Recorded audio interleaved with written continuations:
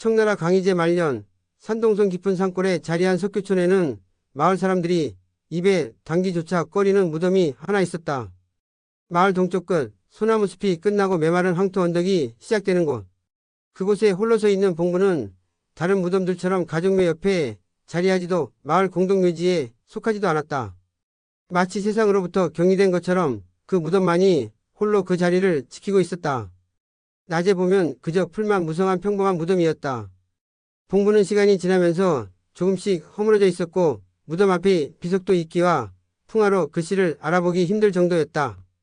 하지만 해가 서산에 걸리고 붉은 노을이 하늘을 물들이기 시작하면 그 무덤은 완전히 다른 무언가로 변했다. 봉분 주변이 공기가 무거워지고 소나무 사이로 부는 바람조차 그곳만은 피해가는 듯했다. 그리고 달이 떠오르면 무덤 주변에서는 형언할 수 없는 섬뜩함이 느껴졌다. 마을의 노인들은 젊은이들에게 경고했다. 해가 지면 절대 그 무덤 근처에 가지 마라.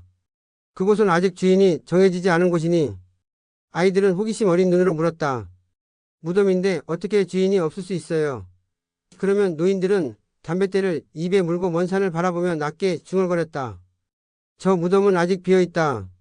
그 무덤의 시작은 50년 전으로 거슬러 올라간다. 당시 석교촌에는 장씨 성을 가진 가난한 선비가 살았다. 장인우라는 이름이 이 청년은 어려서부터 총명하기로 소문났고 밤낮으로 글을 읽어 마침내 25 나이에 향시에 합격했다. 과거 급제 소식을 듣고 마을은 축제 분위기였다. 가난한 산골 마을에서 벼슬아치가 나온다는 것은 마을 전체의 영광이었다. 장인우에게는 같은 마을 출신의 친구 2명이 있었다. 부잣집 아들 왕서방과 형리 아들 임찬수였다. 셋은 어려서부터 함께 글을 배웠지만 재능은 장인우가 가장 뛰어났다. 왕서방과 임찬수도 함께 향시를 받지만 낙방했고 장인우만이 홀로 급제했다. 표면적으로는 친구의 성공을 축하했지만 두 사람의 마음속에는 질투와 시기가 자라나고 있었다. 더욱이 장인우가 급제하면서 예전부터 그를 좋아하던 임찬수의 여동생 임수아가 장인우와의 혼담을 원했다. 임찬수의 집안은 대대로 향리를 지낸 토였고 임수아는 마을에서 가장 아름다운 처녀로 소문났다. 하지만 장인우는 이미 어머니의 뜻에 따라 이웃 마을의 가난한 처녀와 약혼한 상태였다.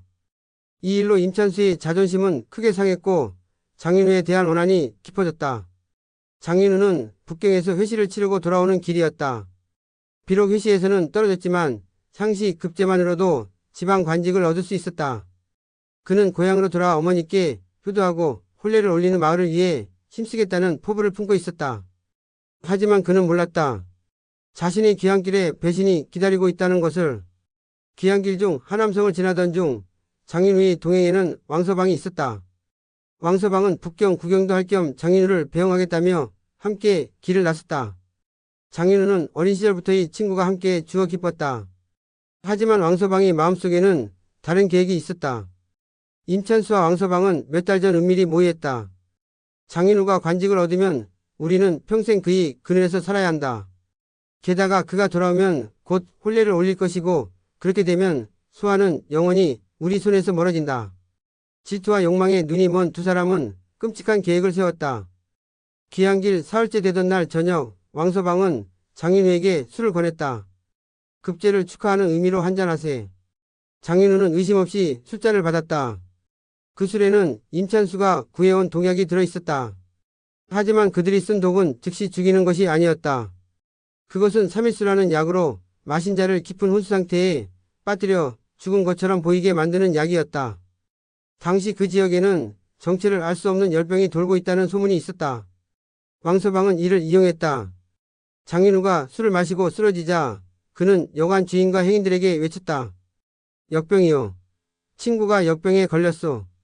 처음에는 가벼운 기침과 미열인 것처럼 연기했지만 실제로는 장인우가 독약으로 인해 혼수 상태에 빠진 것이었다. 왕서방은 급히 의원을 불렀지만 그가 부른 의원은 임찬수가 미리 매수해둔 자였다. 의원은 장인우를 진찰한 후 고개를 저으며 말했다. 이미 늦었소. 역병의 증세가 심각하오. 해질 무렵이면 숨을 거둘 것이오. 해가 서산에 질 무렵 약효가 정점에 달했다. 장인우의 호흡은 거의 멈췄고 맥박도 느껴지지 않았다. 의원은 그의 죽음을 선언했다. 하지만 장인우는 완전히 죽지 않았다. 그는 의식이 가장 깊은 곳에 갇혀 자신의 몸이 움직이지 않는 것을 느꼈다. 눈을 뜰 수도 말을 할 수도 숨을 제대로 쉴 수도 없었다. 죽음이 문득해서 그는 왕서방이 진짜 목소리를 들었다. 자신이 죽었다고 생각한 왕서방이 다른 하인들에게 말하는 것을 빨리 관에 넣어라. 역병이 퍼질까 두렵다. 장례도 석교촌에 돌아가서 치르자. 그 순간 장인우는 깨달았다. 자신이 배신당했다는 것을. 하지만 그의 몸은 이미 움직이지 않았다. 임종 순간처럼 보였던 때 장인우는 마지막 힘을 짜내 눈을 뜨려 했다. 그는 갑자기 눈을 크게 뜨고 허공을 응시하며 비명을 질렀다. 너무 좁다. 숨을 쉴 수가 없다. 이것은 독약의 부작용이었다. 의식이 깊은 곳에서 느끼는 질식감이 순간적으로 그의 육체를 지배한 것이다. 하인들이 그를 붙잡으려 했지만 장인우는 미친 듯이 사방을 긁어대며 몸부림쳤다. 그의 손톱 밑에는 살점이 끼고 피가 배어나왔다. 마치 보이지 않는 관 속에 갇힌 것처럼. 왕서방은 차가운 눈으로 친구가 죽어가는 모습을 지켜봤다. 그리고 장인우가 완전히 움직임을 멈추자 냉정하게 말했다. 역병이 도끼가 뇌를 공격한 것이다. 빨리 관에 넣어라. 역병의 위험 때문에 시신을 오래 둘 수 없었다. 왕서방은 서둘러 관을 구했다. 이상한 것은 관 속에 시신을 눕히는 순간 동행했던 하인들이 동시에 소름이 돋았다는 점이었다. 마치 시신이 아직 살아있는 것처럼 따뜻했고 관 속에 누이자 몸이 미세하게 경직되는 것 같았다. 한 하인이 왕서방에게 말했다. 날이 혹시 아직 숨이. 하지만 왕서방은 차갑게 끊어 말했다. 헛소리 마라. 의원이 이미 죽음을 확인했다. 빨리 뚜껑을 닫아라. 역병이 퍼질까 두렵다. 역병의 공포 앞에서 누구도 더 이상 이의를 제기할 수 없었다. 관 뚜껑이 닫히고 못이 바뀌었다. 그날 밤 장인우는 깨어났다. 아니, 정확히 말하면 의식이 돌아왔다. 캄캄한 어둠 속에서 그는 눈을 떴다. 아무것도 보이지 않았다. 숨을 쉬려 했지만 공기가 희박했다. 손을 움직이려 했지만 양옆은 딱딱한 나무였다. 머리 위도 발 아래도 나무였다. 그제야 그는 깨달았다. 자신이 관 속에 있다는 것을. 공포가 밀려왔다. 그는 비명을 지르려 했지만 목소리가 나오지 않았다. 독약의 효과가 아직 완전히 사라지지 않은 것이다. 손을 움직여간 뚜껑을 두드렸다. 쿵쿵쿵. 하지만 소리는 관 밖으로 나가지 못했다. 수레바퀴 소리와 말발굽 소리에 묻혀버렸다. 그는 손톱으로 관 안쪽을 긁기 시작했다. 살려달라고, 나를 꺼내달라고, 아직 살아있다고. 하지만 아무도 듣지 못했다. 3일이 지나고 사흘이 지나고 일주일이 지났다. 그 사이 그는 계속 깨어 있었다. 독약의 기이한 효과로 그는 죽지도 못하고 관 속에서 고통받았다. 어둠 속에서 그는 자신이 왜 이렇게 되었는지 이해하기 시작했다. 왕서방의 목소리, 너무나 차가웠던 그 목소리. 빨리 관에 넣어라. 죽음을 확인도 제대로 하지 않고 서둘러 관에 넣은 것. 의원의 이상한 태도. 모든 것이 계획된 일이었다. 왕서방. 임찬수. 그는 관 속에서 이를 갈았다. 내가 너희를 형제처럼 여겼는데 배신의 고통은 질식의 고통보다 더 컸다. 그는 관 안쪽을 더욱 필사적으로 긁어댔다. 손톱이 부러지고 피가 흘러도 멈추지 않았다. 그리고 그는 저주했다. 어둠 속에서 좁디 좁은 관 속에서 죽어가며 그는 저주를 내뱉었다. 나와 같은 고통을 받게 하리라. 이 좁은 어둠을, 이 질식의 공포를, 이 배신의 절망을, 너희도, 너희 후손도, 그리고 나를 외면한 모든 자들도. 관을 싣고 석교촌으로 향하는 길은 험난했다. 일주일이 걸려야 할 여정이었다. 하지만 이상하게도 관을 실은 수레는 계속 문제가 생겼다. 바퀴가 빠지고 말이 갑자기 놀라뛰고 밧줄이 끊어졌다. 하인들은 밤마다 관 근처에서 이상한 소리를 들었다고 했다. 관 안에서 들려오는 긁는 소리, 낮은 신음소리. 한 하인이 왕서방에게 말했다. 날이 관 안에서 이상한 소리가 납니다. 혹시. 왕서방은 하인이 멱살을 잡으며 낮게 으르렁댔다. 입을 조심해라. 내가 역병으로 죽고 싶은가? 죽은 자의 몸에서 나는 기체가 관을 팽창시켜 소리가 나는 것뿐이다. 다시는 그런 소리 하지 마라. 하지만 왕서방 자신도 두려웠다. 밤마다 관 근처를 지날 때면 소름이 돋았다. 관 안에서 누군가 자신을 저주하는 것 같았다. 하지만 그는 이를 악물었다. 이미 시작한 일이다. 돌이킬 수 없다. 마침내 석교촌에 도착했을 때는 장마철이었다. 장인의 어머니가 아들이 관 앞으로 달려왔다. 윤우야, 내 아들. 그녀는 관에 매달리며 울부짖었다. 그리고 이상한 것을 느꼈다. 관이 미세하게 떨리는 것 같았다. 마치 안에서 누군가 응답하려는 것처럼. 관을 열어야 해요. 어머니가 외쳤다. 마지막으로 아들 얼굴을 봐야겠어요. 왕서방이 재빨리 말렸다. 안 됩니다, 어머님. 역병입니다. 관을 열면 온 마을이 위험해집니다. 윤우 형님도 그것을 원치 않으실 겁니다. 그는 마을 사람들에게도 같은 말을 했다. 역병이 무섭습니다. 빨리 장례를 치러야 합니다. 마을 사람들은 왕서방이 말에 수긍했다. 역병의 공포는 모든 의심을 잠재웠다. 하지만 장인의 어머니는 계속 울면서 관에 귀를 대고 중얼거렸다. 소리가 들려. 윤우가 뭐라고 말하는 것 같아. 사람들은 그녀가 슬픔에 미쳐버렸다고 생각했다. 마을 사람들은 황급히 장례를 치렀다. 비가 억수같이 쏟아지는 가운데 풍수지리도 보지 않고 서둘러 무덤을 팠다. 왕서방이 직접 장소를 정했다. 마을 동쪽 언덕, 아무도 묘를 쓰지 않던 그 자리였다. 사람들은 나중에 알았다.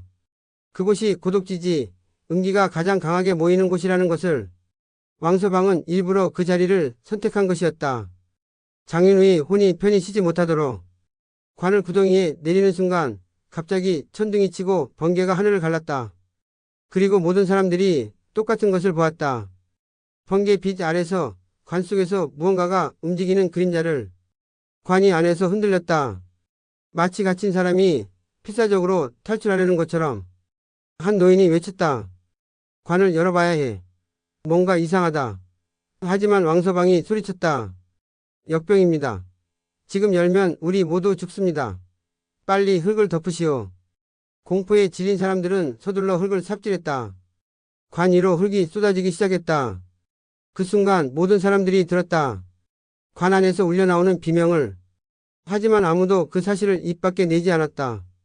빨리 끝내고 싶었고 빨리 그 자리를 떠나고 싶었다. 관 속에서 장인우는 마지막 힘을 다해 소리쳤지만 그의 목소리는 이미 너무 약했다. 흙이 관을 덮었고 그는 영원한 어둠 속에 갇혔다. 그의 마지막 생각은 복수였다. 기다리겠다. 언젠가. 반드시. 장례가 끝난 그날 밤부터 이상한 일이 시작되었다. 무덤 근처를 지나던 사람들이 분명히 발소리를 들었다고 했다. 봉분 위를 천천히 걷는 발소리. 흙을 밟으며 사각사각 거리는 소리. 처음에는 산짐승이겠거니 생각했다. 하지만 용감한 젊은이 몇 명이 등불을 들고 확인하러 갔을 때 그들이 본 것은 아무것도 없었다. 봉분 위에는 발자국 하나 없었고 주변은 고요하기만 했다. 하지만 그들이 돌아서는 순간 다시 발소리가 들렸다. 이번에는 더 또렷하게 더 가까이에서. 그들은 다시 돌아왔지만 여전히 아무것도 보이지 않았다. 그날 밤 이후 아무도 밤에 무덤 근처에 가지 않게 되었다. 한편 왕서방은 점점 이상해졌다. 장례를 마친 후 집으로 돌아온 그는 밤마다 악몽에 시달렸다. 꿈에서 장인우가 나타났다. 관 속에서 피투성이가 된 손을 내밀며 그의 목을 조르는 꿈이었다. 왜 나를 죽였느냐? 왜 나를 살려주지 않았느냐? 왕서방은 술로 공포를 이질했다. 하지만 술에 취하면 더욱 생생한 환각이 보였다. 방 구석에서 장인우가 서 있었다. 흙이 묻고 관에서 막 나온 것 같은 모습으로. 그의 손톱은 모두 부러져 있었고 입은 크게 벌어져 있었다. 장례 한 달 후 왕서방은 이상한 병에 걸렸다. 밀실 공포증이었다. 그는 문이 닫힌 방에 들어가는 것을 극도로 두려워했다. 좁아. 너무 좁아. 그는 계속 중얼거렸다. 심지어 자신이 옷깃마저 답답해하며 찢어버렸다. 어느 날 밤 하인들이 왕서방이 비명소리를 듣고 방으로 달려갔다. 문을 열자 끔찍한 광경이 펼쳐졌다. 왕서방은 벽을 미친 듯이 긁어대고 있었다. 손톱이 벗겨지고 피가 흘러도 멈추지 않았다. 나를 꺼내줘. 관이 너무 좁아. 숨을 쉴 수가 없어. 그는 자신이 관 속에 갇혀 있다고 믿었다. 의원들이 진찰했지만 원인을 알 수 없었다. 4개월이 지나자 왕서방은 완전히 미쳐버렸다. 그는 낮에는 자신의 방 구석에 웅크리고 앉아 밤에는 벽과 바닥을 긁어대며 비명을 질렀다. 어느 날 아침 하인들이 왕서방을 발견했다. 그는 자신의 방에서 죽어 있었는데 이상하게도 몸을 구부린 채 옷장 안에 들어가 있었다. 마치 스스로 좁은 관 속에 들어간 것처럼. 그의 얼굴은 극심한 공포로 일그러져 있었고 손톱으로 옷장 안쪽을 긁은 자국이 가득했다. 임찬수도 비슷한 운명을 맞았다. 왕서방이 죽음 소식을 듣고 공포에 떨던 그는 어느 날 밤 무덤을 찾아갔다. 장인우에게 용서를 빌기 위해서였다. 하지만 무덤 앞에 무릎을 꿇는 순간 그는 들었다. 땅속에서 울려나오는 목소리를. 임찬수, 내가 왔구나. 임찬수는 비명을 지르며 도망쳤다. 하지만 그 목소리는 계속 그를 따라왔다. 집에 돌아가도 사람들 사이에 있어도 그 목소리는 항상 귓속에서 속삭였다. 너도 느껴봐라. 이 좁은 어둠을, 이 지식의 공포를. 석 달 후 임찬수는 자신의 집 뒷뜰에서 발견되었다. 그는 땅을 파고 자신을 묻으려 했던 것 같았다. 땅속 얕은 구덩이에 누워 흙을 자신의 몸 위에 덮고 있었다. 하지만 질식하여 죽은 것이었다. 그의 얼굴에는 눈물 자국이 있었고 입에는 흙이 가득했다. 마을 사람들은 두 사람의 죽음을 이상하게 여겼다. 그리고 장인우의 어머니가 진실을 밝혔다. 그녀는 아들이 죽기 전 보낸 마지막 편지를 가지고 있었다. 편지에는 이렇게 쓰여 있었다. 어머니, 왕서방과 임찬수를 조심하십시오. 그들이 눈빛에서 이상한 것을 보았습니다. 비록 명확한 증거는 없었지만 사람들은 깨달았다. 장인우가 배신당해 죽었다는 것을, 그리고 그의 원한이 배신자들에게 복수했다는 것을. 하지만 복수는 거기서 끝나지 않았다. 더 기이한 것은 보름달이 뜨는 밤이었다. 마을의 한 농부가 밤늦게 일을 마치고 집으로 돌아가던 중 무덤 앞을 지나가게 되었다. 달빛이 유난히 밝았던 그날 밤 그는 무덤 앞에 서서 잠시 숨을 고르고 있었다. 그는 장인우를 알았다. 어렸을 때 함께 놀았던 기억이 있었다. 윤우 형님 편히 씻어서. 그가 작은 절을 올렸다. 바로 그때 그는 들었다. 땅속 깊은 곳에서 울려나오는 소리를. 그것은 숨소리였다. 아주 느리고 아주 규칙적인 살아있는 사람의 호흡소리였다. 들숨 날숨 들숨 날숨. 농부는 온몸이 얼어붙었다. 귀를 땅에 대고 더 자세히 들어보니 그 소리는 틀림없이 관 속에서 나오고 있었다. 그는 비명도 지르지 못한 채 그 자리에서 기절했다. 다음날 아침 그를 발견한 사람들은 그의 머리카락 반쪽이 하얗게 새어 있는 것을 보았다. 그로부터 3년이 흘렀다. 무덤 주변의 괴담은 이미 인근 마을까지 퍼져 있었고 석규촌 사람들은 그 무덤을 활인총 살아있는 자의 무덤이라 불렀다. 마을 사람들은 무덤을 파헤쳐야 한다고 주장했지만 노인들이 반대했다. 봉분을 건드리면 더 큰 재앙이 올 것이다. 어느 해 여름 유종각이라는 떠돌이 장정이 석교촌을 지나가게 되었다. 그는 이곳저곳을 떠돌며 품팔이를 하는 건장한 사내였다. 사람들이 무덤에 대해 경고했지만 그는 코웃음을 쳤다. 귀신이고 뭐고 배고픔보다 무서운 게 어디 있어. 그날 저녁 갑자기 소나기가 쏟아졌다. 유종각은 급히 비를 피할 곳을 찾다가 그만 무덤 옆 소나무 아래로 들어가고 말았다. 빗줄기가 점점 거세지자 그는 결국 봉분에 등을 기대고 앉았다. 하룻밤이면 되지. 날이 밝으면 떠나면 그만이야. 자정이 지날 무렵 비가 그쳤다. 달이 구름 사이로 모습을 드러냈다. 유종각은 잠들려 했지만 이상하게 잠이 오지 않았다. 그의 등을 대고 있는 봉분이 마치 숨을 쉬는 것처럼 미세하게 움직이는 것 같았다. 부풀었다 가라앉기를 반복하는 거대한 생명체의 호흡 같은. 착각이겠지. 그는 스스로를 다독였다. 하지만 그 순간 그는 들었다. 자신의 이름을 부르는 소리를. 유, 종, 가. 목소리는 땅속 깊은 곳에서 울려나왔다. 하지만 동시에 귓속에서 속삭이는 것처럼 또렷했다. 그는 벌떡 일어나려 했지만 몸이 움직이지 않았다. 사지가 마비된 것처럼 굳어버렸다. 심장은 미친 듯이 뛰었지만 숨조차 제대로 쉴 수 없었다. 문이 너무 좁구나. 목소리가 다시 들렸다. 이번에는 더 가까이에서 더 절박하게. 도와줘. 너무 답답하다. 손이 닿지 않아. 유종각은 눈알만 굴려 봉분을 보았다. 달빛 아래 봉분이 흙이 마치 호흡하듯 일렁이고 있었다. 그리고 그 아래서 땅속 깊은 곳에서 끔찍한 소리가 들려왔다. 긁는 소리였다. 손톱으로 나무를 긁어대는 소리. 점점 더 빠르게, 점점 더 필사적으로. 그 소리는 관 안쪽에서 나오고 있었다. 누군가 관 속에서 필사적으로 탈출을 시도하고 있었다. 제발, 열어줘. 너무 좁아. 숨을 쉴 수가 없어. 목소리는 이제 울음소리에 가까웠다. 유종각은 공포에 질려 정신을 잃었다. 다음날 아침 마을 사람들이 유종각을 발견했다. 그는 무덤 앞에서 쓰러져 있었고 얼굴은 새하얗게 질려 있었다. 입에서는 계속 거품이 나오고 있었다. 사람들이 그를 깨웠지만 그는 정신이 온전하지 않았다. 아내 아직 살아있어. 그는 미친 사람처럼 중얼거렸다. 관이 너무 좁다고 했어. 숨을 쉴 수가 없다고. 손톱이 다 닳도록 긁었는데 아무도 열어주지 않았다고. 그는 계속해서 같은 말만 반복했다. 마을 의원이 진찰했지만 별다른 외상은 없었다. 하지만 그날 밤부터 유종각은 고열에 시달렸다. 열은 점점 더 심해졌고 사흘째 되던 날 밤 그는 침상에서 몸부림치기 시작했다. 너무 뜨거. 관 안이 불처럼 뜨거. 살려줘. 그는 마치 보이지 않는 관 속에 갇힌 것처럼 사방을 긁어대고 발버둥쳤다.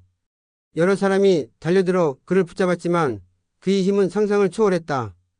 마침내 그는 마지막 비명을 지르며 숨을 거뒀다. 가장 끔찍한 것은 그의 시신이었다. 손톱은 모두 부러져 있었고 손끝에서는 피가 흘러나왔다. 마치 관 속에서 필사적으로 탈출을 시도하다 죽은 것처럼. 그리고 그의 얼굴은 극심한 공포로 일그러져 있었는데 입은 크게 벌어진 채 마지막 비명을 담고 있었다. 마을 사람들은 더 이상 참을 수 없었다. 관리에게 고하여 무덤을 파헤치기로 결정했다. 30명의 장정이 동원되었고 중은 부적을 뿌리며 주문을 외웠다. 무덤을 파는 동안 이상한 일들이 계속 일어났다. 곡괭이가 부러지고 일꾼들이 이유 없이 쓰러졌다. 하지만 결국 그들은 관에 도달했다. 관은 놀랍게도 완벽한 상태였다. 50년이라는 세월이 무색하게 관은 마치 어제 묻은 것처럼 새 것 같았다. 관 뚜껑을 여는 순간 모든 사람이 얼어붙었다. 시신은 부패하지 않았다. 50년이라는 시간이 무색하게 장인우의 얼굴은 살아있는 사람처럼 생생했다. 하지만 그것이 끝이 아니었다. 정말로 끔찍한 것은 따로 있었다. 관 안쪽은 온통 긁힌 자국으로 가득했다. 손톱으로 나무를 긁어낸 자국이 관 전체를 뒤덮고 있었다. 얼마나 필사적으로 긁었는지 목재가 움푹 패인 곳도 있었다. 시신의 손톱은 모두 부러져 있었고 손끝은 피와 나무 조각으로 범벅이 되어 있었다. 시신의 입은 크게 벌어져 있었다. 마지막 비명을 지르다 그대로 굳어버린 것처럼. 눈은 부릅뜨고 있었는데 그 눈동자는 관 뚜껑을 똑바로 응시하고 있었다. 마치 누군가 열어주기만을 기다리며 죽어간 것처럼. 가장 섬뜩한 것은 관 바닥이 자국이었다. 시신이 관 속에서 몇 번이고 몸을 뒤척이며 자세를 바꾼 흔적이 선명했다. 일어나려 했고 엎드렸고 옆으로 누웠고 다시 일어나려 했던 흔적. 살아있는 사람이 좁은 공간에 갇혀 탈출하려 발버둥 친 흔적이었다. 그때 한 노인이 관 안에서 무언가를 발견했다. 관 안쪽 장인우의 손이 닿는 곳에 글씨가 새겨져 있었다. 손톱으로 피로 필사적으로 새긴 글씨였다. 왕서방, 임찬수, 배신, 또, 살려달라. 그리고 그 아래에는 더욱 절망적인 글씨가 있었다. 어머니, 미안, 살아있다. 아무도 듣지 않는다. 너무 좁다. 숨, 실수, 없다. 마지막 글씨는 거의 알아볼 수 없었다. 힘이 다해가는 사람이 마지막으로 남긴 메시지였다. 복수, 하겠다. 모두, 생매장. 누군가 떨리는 목소리로 중얼거렸다. 장인우는 죽지 않았다. 동약으로 가사 상태에 빠졌던 것이다. 그리고 그는 관 속에서 깨어났다. 캄캄한 어둠 속에서 좁디 좁은 관 속에서 아무도 자신이 비명을 들어줄 수 없는 땅 속에서 더욱 끔찍한 것은 그가 배신당했다는 사실을 알면서 죽어갔다는 것이었다. 장인우의 늙은 어머니가 무덤가에 있었다. 그녀는 아들의 관을 보고 오열했다. 내가 알았어. 내가 알았어. 관을 열어야 한다고 했는데 아무도 내 말을 듣지 않았어. 그녀는 그날 관이 흔들리는 것을 느꼈었다. 아들이 살아있다는 것을 본능적으로 알았었다. 하지만 아무도 그녀를 믿지 않았다. 마을 사람들은 이제 알았다. 왕서방과 임찬수가 장인우를 죽인 것을, 그리고 장인우가 땅속에서 홀로 죽어가며 품었을 원한과 저주를. 사람들은 황급히 관을 다시 닫고 무덤을 다시 덮으려 했다. 하지만 이상한 일이 일어났다. 아무리 흙을 쌓아도 봉분이 예전 크기로 돌아가지 않았다. 오히려 점점 더 부풀어 올랐다. 마치 밑에서 무언가 밀어 올리는 것처럼. 그날 밤 관을 연 사람들 중 하나가 비명을 지르며 깨어났다. 그는 꿈에서 장인우를 보았다고 했다. 장인우는 관 속에 누워 있었고 눈을 뜨고 그를 똑바로 바라보고 있었다고. 그리고 입을 열어 말했다고. 이제 내 차례다. 일주일 뒤 그는 원인 모를 질식으로 죽었다. 시신을 발견한 사람들은 말했다. 그의 얼굴이 마치 좁은 공간에 갇혀 숨을 쉬지 못하다 죽은 것 같았다고. 그 후로도 계속 희생자가 나왔다. 무덤을 파는데 참여했던 사람들이 하나둘씩 이상한 죽음을 맞이했다. 어떤 이는 밀폐된 방에서 질식사했고, 어떤 이는 우물에 빠져 죽었고, 어떤 이는 밤중에 관 속에 들어가 스스로 뚜껑을 닫고 죽어 있었다. 모두 좁은 공간에 갇혀 죽은 죽음이었다. 50년이 지난 지금도 그 무덤은 여전히 그 자리에 있다. 봉부는 예전보다 훨씬 크게 부풀어 올라 있고 아무도 그 근처에 가지 않는다. 밤이 되면 여전히 이상한 소리가 들린다고 한다. 발소리, 긁는 소리, 그리고 숨소리. 가끔 지나가는 여행자들이 실수로 그 무덤 근처에서 밤을 보내게 되면 이상한 일을 겪는다. 꿈에서 자신이 관 속에 갇혀 있는 것을 본다고.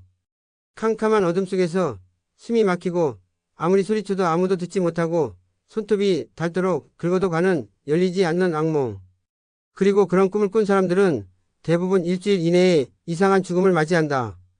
좁은 공간에 갇혀 숨을 쉴 수 없어 아무도 자신을 찾아주지 않는 그런 죽음. 마을 사람들은 말한다. 그는 아직 나오지 못했다.